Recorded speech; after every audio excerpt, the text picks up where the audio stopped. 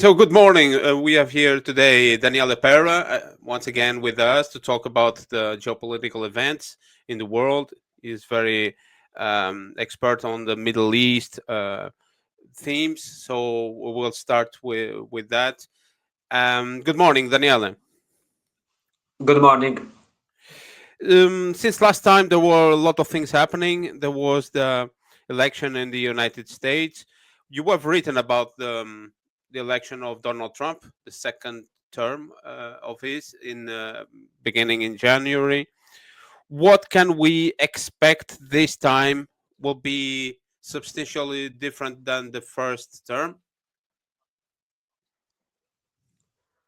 Well, okay. First of all, let me say that here in the so-called West, we always think about the American elections like they're gonna be some kind of a turning point in history, while it's not. It's never. It was never like that. Really, uh, there were some expectations. For example. With when Barack Obama was elected. While I found some kind of continuity actually from Bush administration and Barack Obama administration. And there was some kind of continuity also between Barack Obama administration and the first Trump administration. And somehow, I think there is always some kind of geopolitical continuity between the different American presidential mandates. So, what can I say? Of course, there will be some kind of differences as well, especially regarding the situation in Ukraine. We know that Biden administration in his last days is trying to somehow escalate even more the conflict, while Donald Trump supposed to find some kind of agreement to mainly to for United States to go away, let's say, from this theater and leave the weight of the conflict to the European countries mainly. Let me say that United States, in my opinion, in this specific theater, has reached their targets, which were actually to build a kind of wall between Russia and Europe, and to destroy the European economy, especially German economy. Right now, the administration Yeah. Biden Mhm. has left uh, a big burden to the next uh, administration starting in 2 months. Yeah, uh, Yeah. it, it's kind of a trick to make Trump hostage of his legacy. He leaves a legacy which will be more complex to deal with. I don't know if this is the way you see things.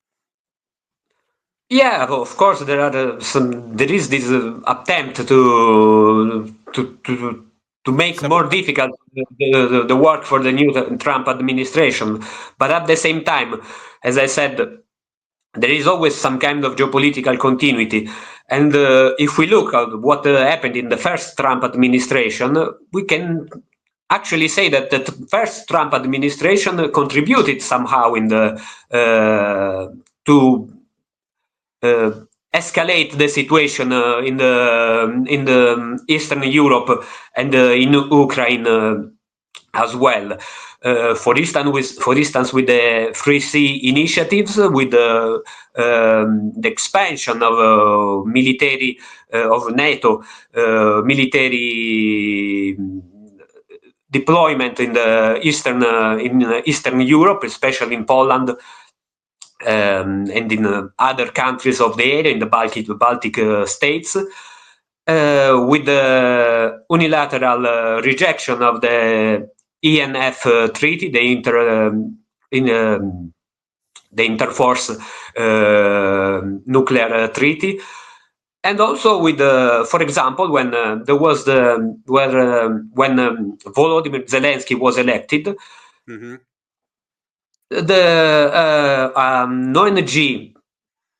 NGO, sorry, American NGO, Ukrainian NGO, but supported with American money, especially from the American embassy in Kiev and the American and some American agencies like National Endowment for Democracy and some others. They gave the new presidential administration, the Zelensky government, they gave the directions of in which the new presidential administration of Ukraine should move, should have moved in some of its internal and external theaters. For example, they told Zelensky that he should not have any kind of negotiation with Russia. They told Zelensky that he should not stop with the discrimination of the Russian population of Ukraine and so on. They even stopped Zelensky for put under in court Petro Poroshenko for corruption.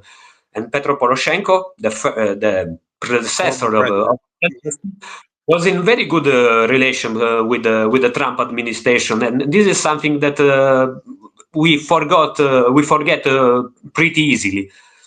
Mm-hmm. But so you don't think that the Ukraine project was mainly a democratic enterprise from the neocons? But I should mention that the state secretary Mike Pompeo was also a kind of neocon.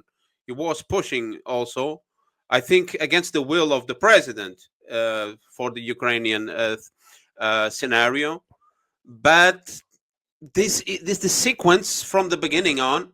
Actually, in terms of doctrinal concept, came from the Democrats, from Zbigniew Brzezinski, and much neocon, even if it is Republican or Democratic.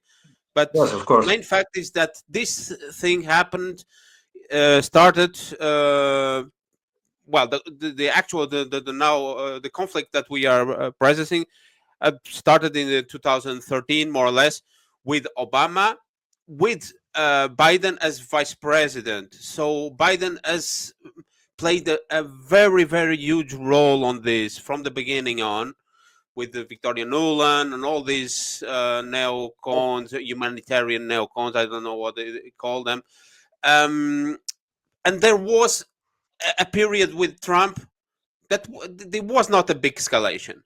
And when Biden arrives in power in 2020-21, it started promptly. It started the things again. So there was a main coincidence with Biden. It was a very personal thing. Well, also with his son involved in the enterprises and all the corruption in the country. So you don't think that Trump or would be wise for the Americans to this is the right time to leave this project because it will may end up in a disaster for everyone, and we leave this as a legacy from a president which was a little bit dement, Alzheimer, I don't know. Biden is also not in his full capacities, and we said no, we don't have nothing to do with that. You don't believe that this was also his idea, and that Biden, with this trick, leaves a different scenario? Well, the point is that the new administration for sure is gonna have some problems in leave this conflict theater, trying to because it looks actually if they're gonna leave this specific the Ukrainian conflict theater. So, do you think that actually with Trump, will have a different approach to Russia, and also it is can be also a question for the new administration of priorities, that leaving Ukraine there as in the first term, because they have to concentrate in the Middle East or in the Asian scenarios.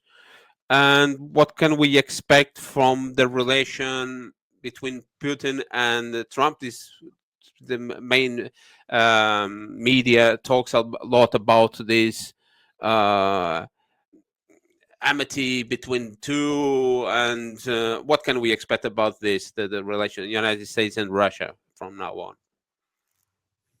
Yes, first of all, we have to see if there's going to be an agreement between Russia and US about Ukraine. Of course, this is what Donald Trump is saying. All the whole his for all his electoral campaign. So we have to see if there's going to be an agreement and in which terms this there's going to be an agreement. I don't know if Russia is going to be is going to have the will to find an agreement in a situation in which his Russia is actually favorite on the ground in the for what concerns the Ukrainian conflict. Um, we know that they are already saying something about the division of Ukraine in three different areas. Of course, Russia, in case of an agreement, will never give back the territories that it conquered in during these 2 years and some months of war. So Ukraine is going to be divided in like different areas. Ukraine is going to be a neutral country. And all in the western area of Ukraine, there's going to be a presence of some other military country, some other armies from European countries and from NATO, especially Poland and UK. This is what they are saying. This is what they are saying now, and actually, this is the idea. But we have to see and to check if Russia agrees with this idea first of all. Hmm. So Yes. I don't really know if there is an open space, real open and big space for agreement between United States and Russia. As I said before, United States for sure have reached the target to separate Russia from Europe, and somehow now with the new Trump administration they can kind of rebuild their relationship with Russia. The point is that the United States for sure don't want Europe to rebuild a relationship with Russia, because their main target was to destroy European economy, to destroy German economy, especially German economy, and the results of German economy in the last months are actually in the last months and the last years actually are terrible. So there are some things for which this agreement is possible. For some others, it's not. We have to see what is going to happen in the last months, and for sure, the new escalation of the Biden administration with the giving Kiev the permission to use their rockets, the long range rockets to strike Russia, it's going to be a new problem for in finding a disagreement between United States, between Washington and Moscow. Yes, that would be a Minsk 3. Let's see if Russia is willing to to do this step because they have been tricked already twice. It's a very Yeah, difficult. exactly. Yes, it's very difficult in this scenario. The only thing is that is a new administration. It leaves a little bit more space. Um, but what do you say about these people that Biden has brought into the administration? It is kind of mixed. No, you have Tulsi Gabbard, which was Big Trump. yeah, was seen as maybe an understanding with the Russians and with the multipolar world in a broad terms. So she will be the director of intelligence, but there is the secretary of defense is an ultra Zionist, and the secretary of state Mark Rubio is another deep state neocon Zionist, and there's other personages like I don't know if this is ambassador to Israel, ambassador to United Nations, are very very hardcore in the line of Bush, Cheney, all these guys have messed the whole Middle East, and it looks like they are willing to double the bet in this area. So in the scenario from the Middle East, what can one expect with all these people brought on? Well, we said something before about Mike Pompeo, if I remember well, and everyone was saying, finally, Trump didn't choose Mike Pompeo as the Secretary of State again. He is a neocon and so on, and but in the end, there is Marco Rubio, which somehow is even worse than Mike Pompeo for this specific role. As you said, Marco Rubio is a neocon, is an ultra Zionist. He's no better than Mike Pompeo for sure. Uh, we said about Tulsi Gabbard that can somehow help the rebuilding of relationship with the relationship with Moscow somehow. Let's say. There is Pete Hegseth, the new Secretary of Defense, which is again an ultra-Zionist, and again a person that is even convinced that of the need to rebuild the Third Temple in Jerusalem. Yes. Regarding Middle East, actually, I see more a lot of more troubles than Ukraine, of course. And I'm pretty sure that the new Trump administration will somehow, I don't know if in the immediately in the first months or during the 4 years. I'm pretty sure that it's gonna recognize the sovereignty of Israel on the West Bank. This is for sure, in my opinion, and it's gonna be a problem. We have to understand how they're gonna be react. They're gonna react the Arab countries, because it can be a really dangerous choice. But at the same time, I believe that it's a kind of a prize. It's a kind of for the Netanyahu government,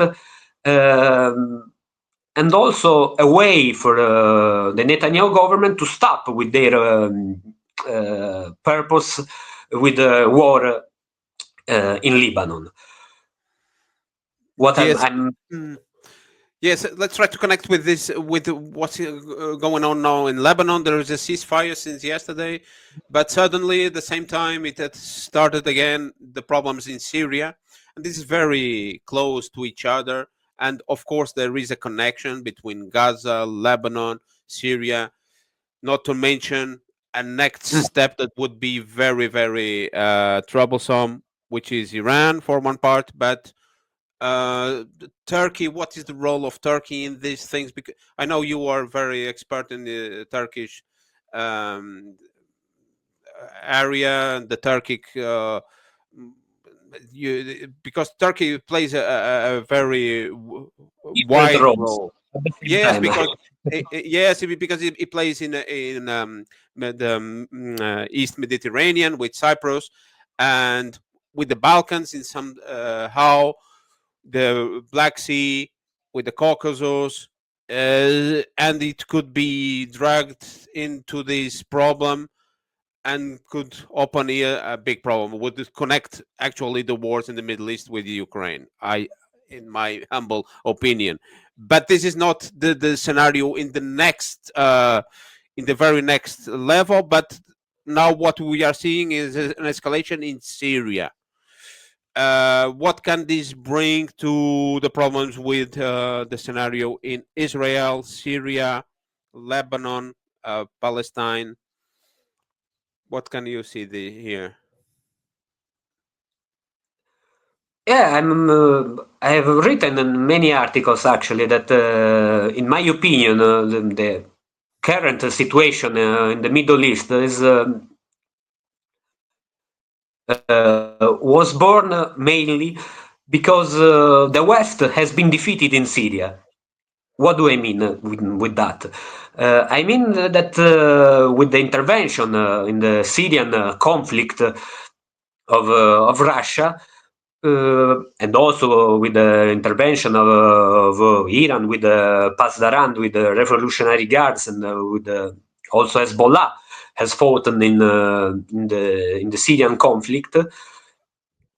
With their intervention in this specific conflict, the West has been defeated somehow because, first of all, Russia appeared like a real power, a real power with the specific with a specific role in the international environment, in the in the area, in the region of Middle East, and especially because their intervention has stopped, has cancelled the target, the main target of Israel in that specific conflict. The main target was to stop, to cut the channel of supplies between Syria and Lebanon. So this way to give supplies to Hezbollah from Syria to Lebanon. For this specific target, there were some terrorist groups that occupied the western part of Syria, a region mainly where there are a lot of different Christian minorities. And the role of these terroristic groups was especially the one to to create a sort of a buffer zone between Syria and Lebanon, especially, as I said before, to stop the supplies from Syria to Lebanon, from Syria to Hezbollah. This is really important because now is happening exactly the same. There is a new offensive of terrorist groups in the northwest area of Syria. Israel is bombing Syria, and is bombing Syria especially always for this reason, the same reasons that it was bombing before the Bekaa Valley, which is the area of Lebanon that it's directly connected with the with Syria and with the area where these supplies for Hezbollah go through. So this is very important in my opinion. Now there is the ceasefire in Lebanon. As we said, the ceasefire is never an end of the hostilities. Already in 2006, the resolution 1701 of United States,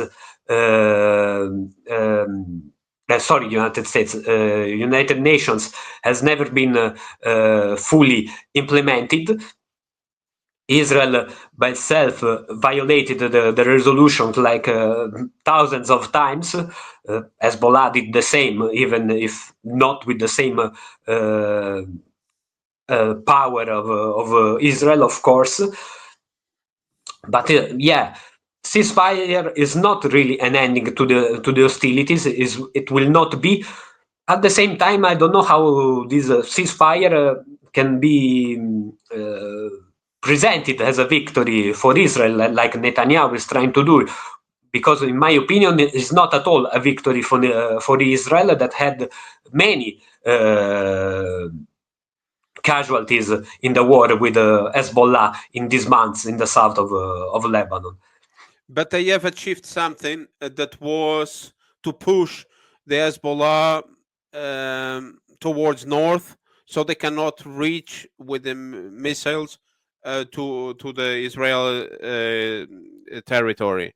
I don't know if this, and they have Well, forced. actually, a couple of days ago already, Hezbollah reached Tel Aviv with launching many rockets against Israel. So they really didn't reach any target, any of the targets that they supposed to have before the operation against Hezbollah. This is my opinion. They didn't go inside Lebanon only for 4 kilometers, and this is just in the area where the border between Israel and Lebanon is less protected, let's say, by the militias of Hezbollah. Mhm. But from the Litani River southwards, that will be now the Lebanese army. And this connects with a little bit what you have written about the connections with the new administration of the United States, with Trump and one of his relatives in this family, which is from Christian Lebanese origin. And what Mhm. are the plans of these, let's call them Western Occidentalists, to make to redefine the Middle East, and which role they want to give to Lebanon in this new configuration of the region. What do you think of the future of Lebanon? Will the Hezbollah still play the role they have done in the last 20 years, or more, even more?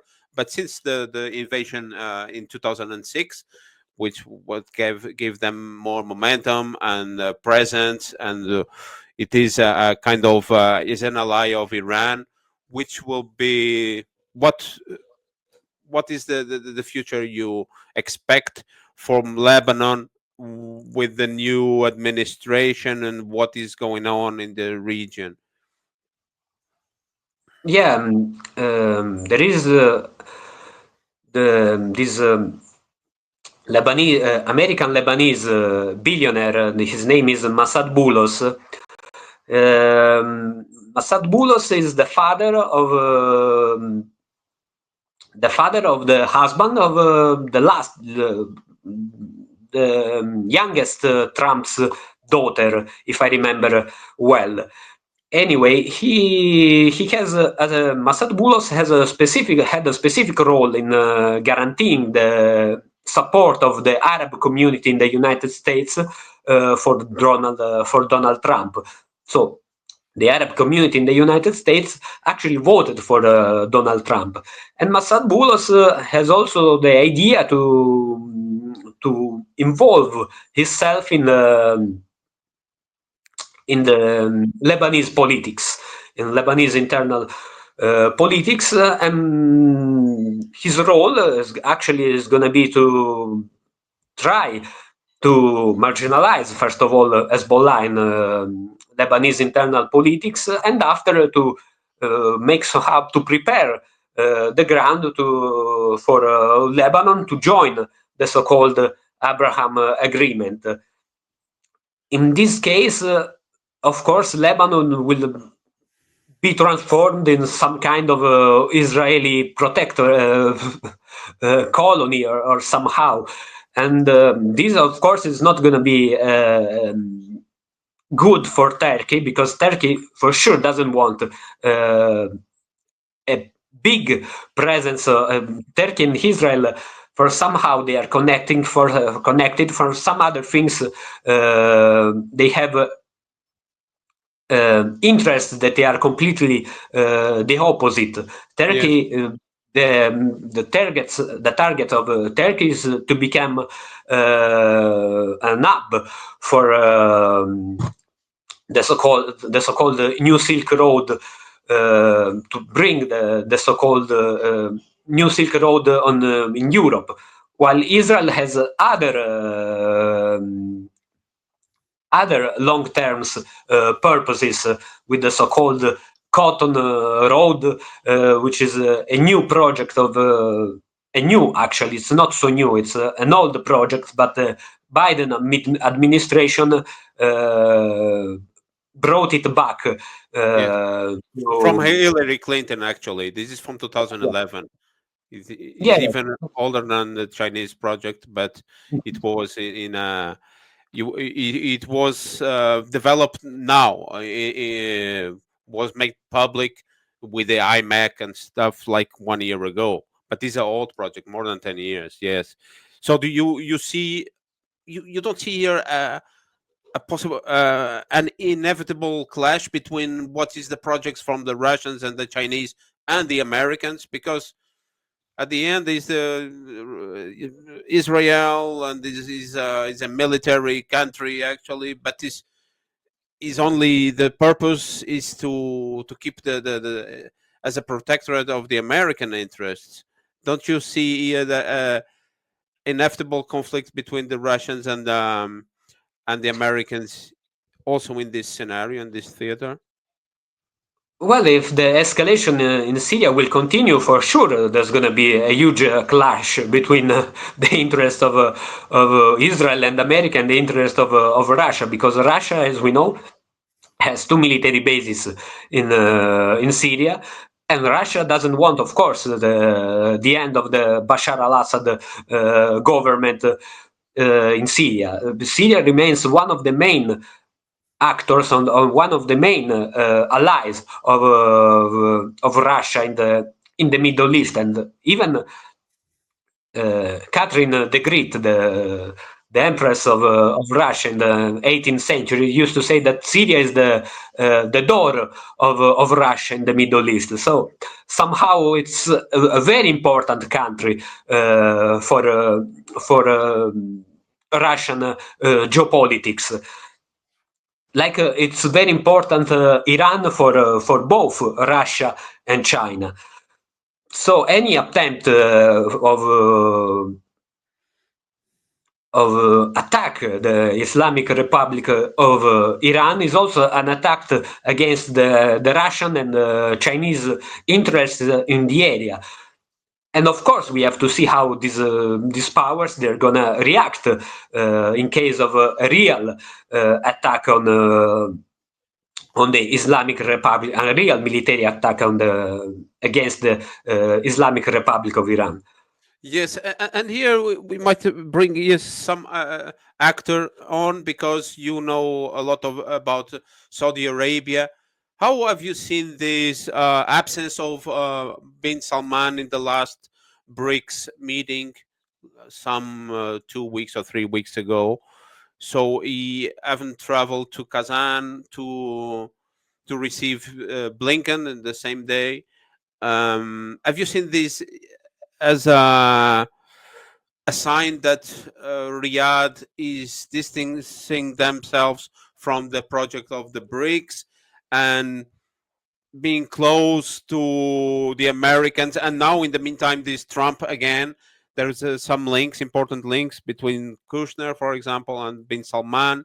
Do you think that Saudi Arabia can, in the meantime, jump again to the Western side, um, knowing that we have seen so many developments in the last times with the OPEC Plus and all these projects, the BRICS?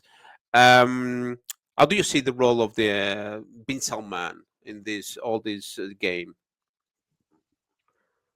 Well, for sure, with Donald Trump, the relation between the United States and Saudi Arabia is gonna improve again.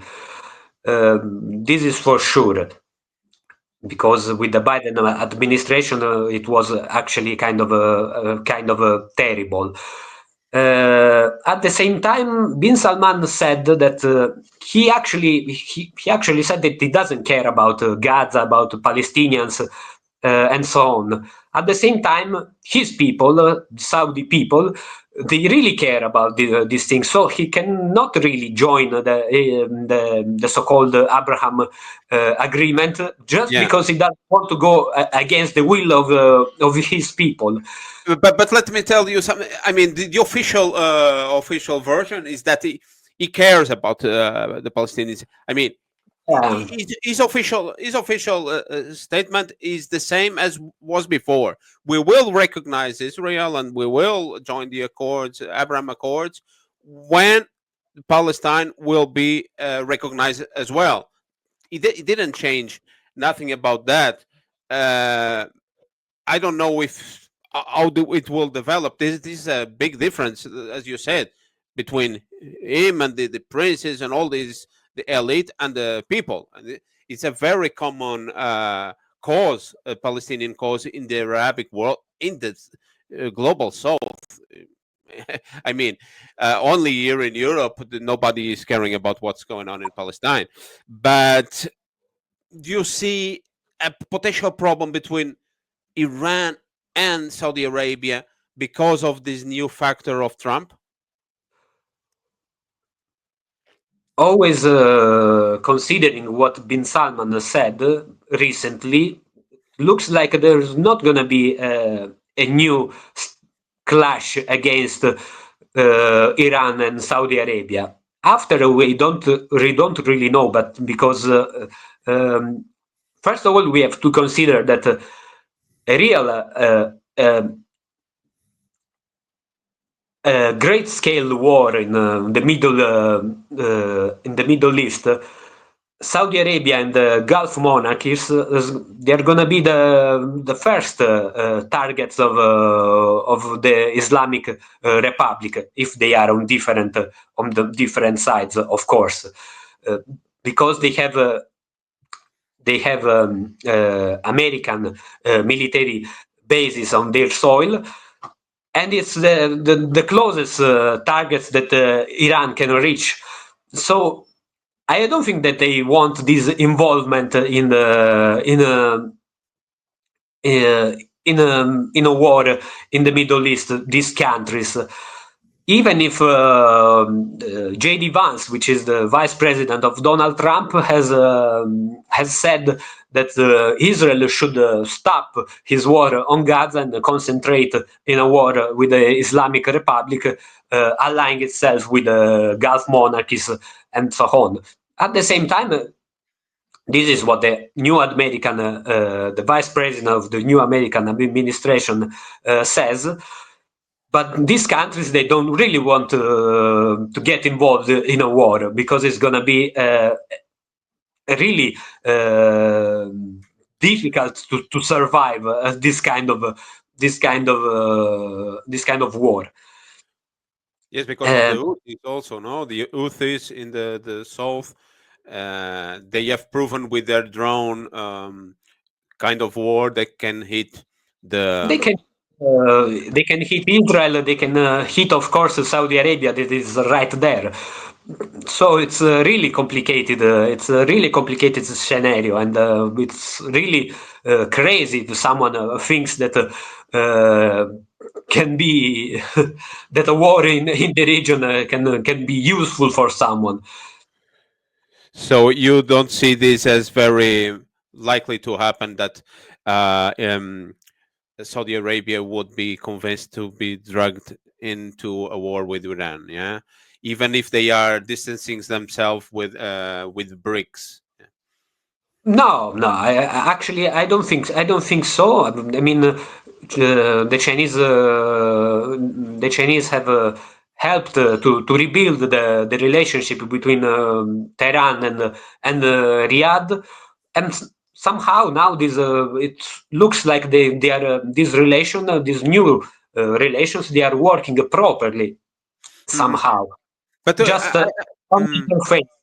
At the same time, underground, as we know, Saudi Arabia has relations with Israel, with the Israel intelligence, yeah, but this is something that is going on already from decades. It's Yes. not something new. It was always like that, more or less. Yes, but I've seen one famous interview, an excerpt of an interview with Trump, that he said, "No, this administration, Biden administration, was a disaster because he brought on all these our enemies together to Iran, Russia, China, North Korea together. So we have to dismantle all these alliance." So he was actually referring to BRICS somehow. Mhm. This will be, I think, the is purpose of this administration to destroy BRICS and to bring the dollar back to the reference French currency in the world. He has said also in another interview that the countries that won't be trading in dollar or having their assets in dollar would be sanctioned. It will come with the sanctions, a lot of sanctions to all the countries. But this shows us that the Americans themselves are in the dead end. They are in a position that now they have to confront the reality, a completely different reality. I think Trump believes that he is in 2016 when he arrived first time, whereas we have now a completely different world with the BRICS, with a lot of new trade connections building up in a different way. And he thinks that he can confront the world, all these powers, China, Iran. Um, how do you see? Do you see this as a very worrisome sign that the United States can, with Trump or with all these administration, this Pete Hegseth and all these guys, that they believe in the war as a escape for what they have? There's a dollar which is a fraud, no, it's a fraudulent system that is bankrupt, and they cannot do they cannot go forward. Or do you see as Trump as a entrepreneur that understands these things and they say, well, look, now the situation is very dangerous. We can slightly start dealing with the Chinese, with the Russians, and being pragmatic in a sense that, okay, we are a rich country, which it is a rich country in materials and minerals, in forest. The United States is a huge country, and he can understand that he has a place in a multipolar world as well. How do you see these two faces of this new administration, which is a very big question mark? Yes.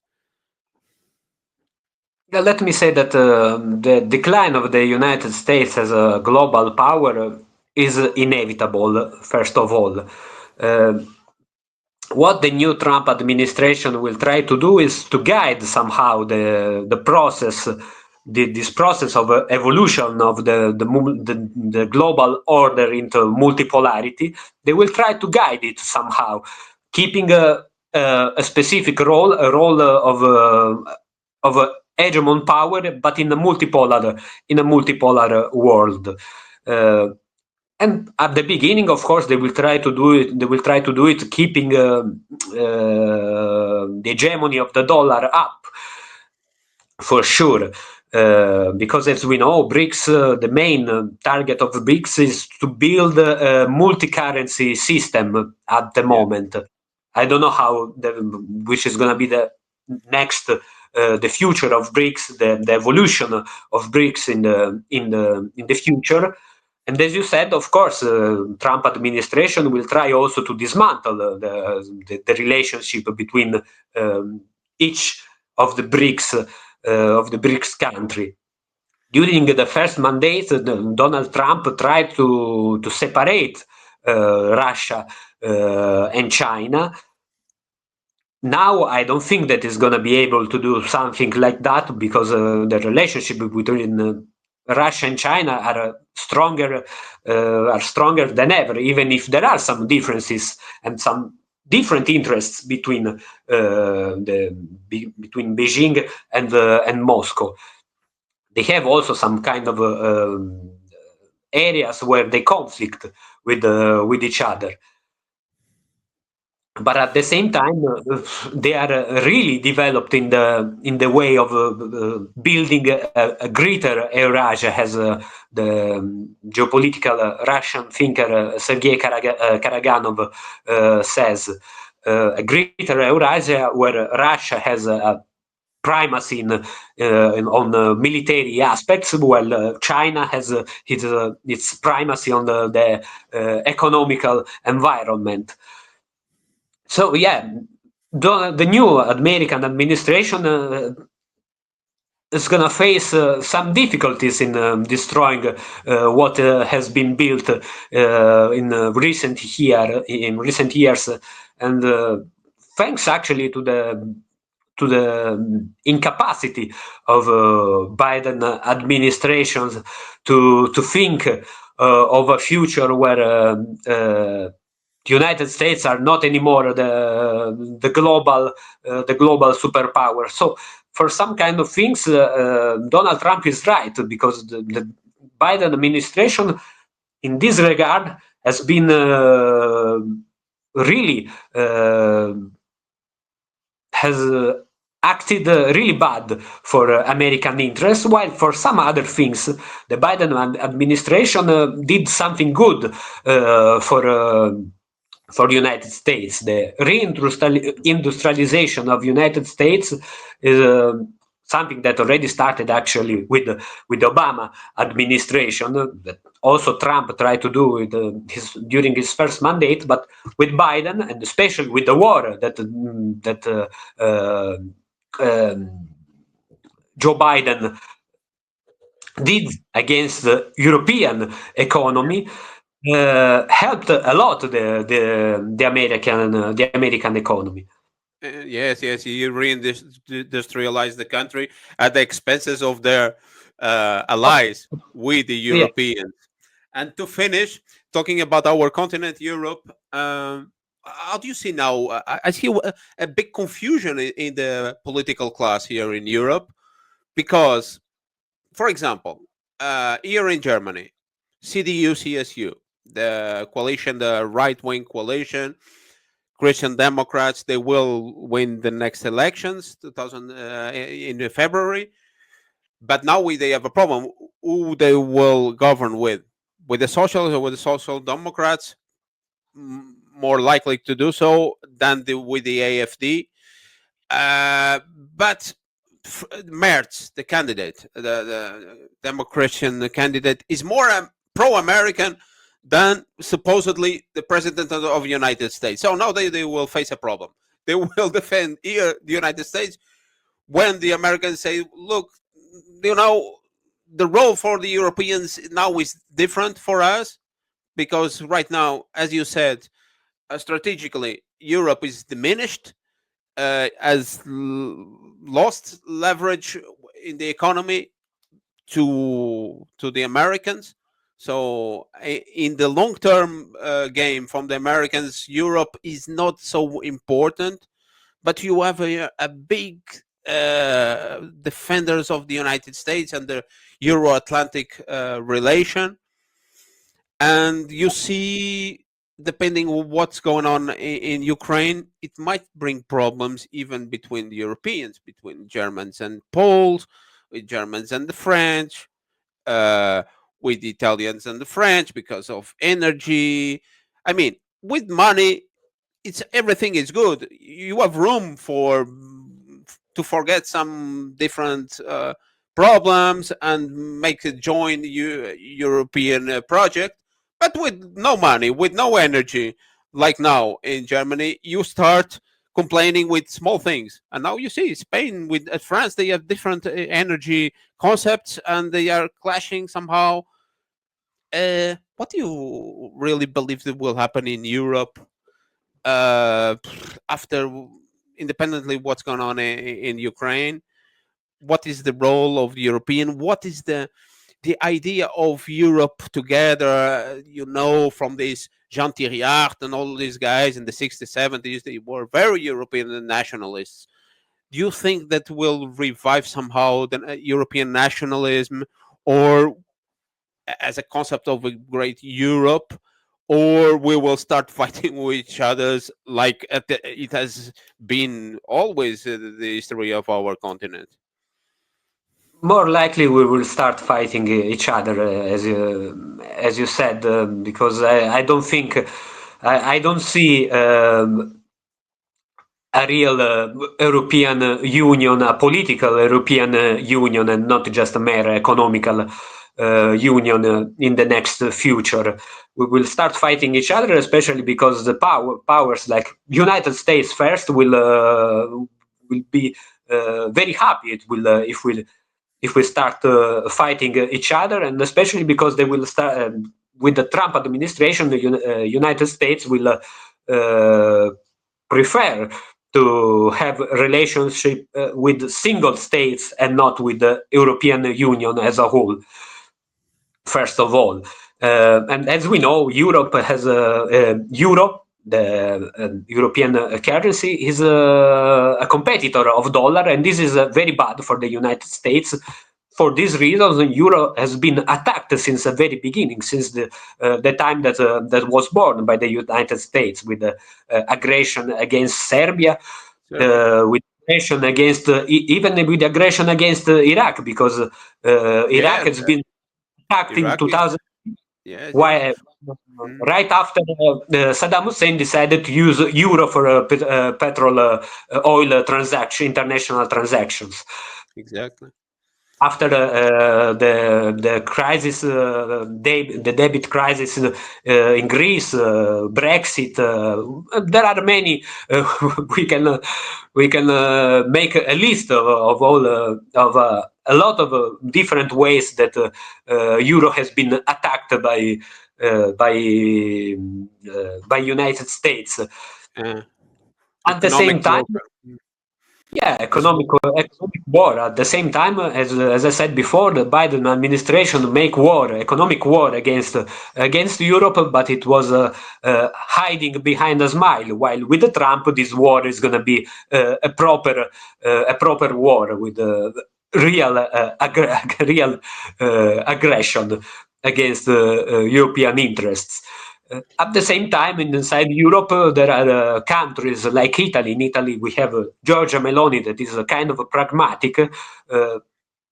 Whatever is the whoever is the in power in Washington, she's very happy. In other countries, there are. Yeah, there is Orban in Hungary that with a very good relationship with Trump. In other Macron at the beginning with in the first Trump mandate, there was a period of friendship between Trump and Macron, and after they clashed completely. So yeah, actually, the future for Europe, as we know, is the real loser in the Ukrainian conflict, and the next future is going to be even worse, more much more worse for Europe, in my opinion. Yes, unfortunately so. Um, so I don't know if you have anything to add from what we have talked today. In some future, we would love to talk about the role of Turkey, because it's a very important Euro-Asiatic state in the middle. I don't know if from today you have anything to add.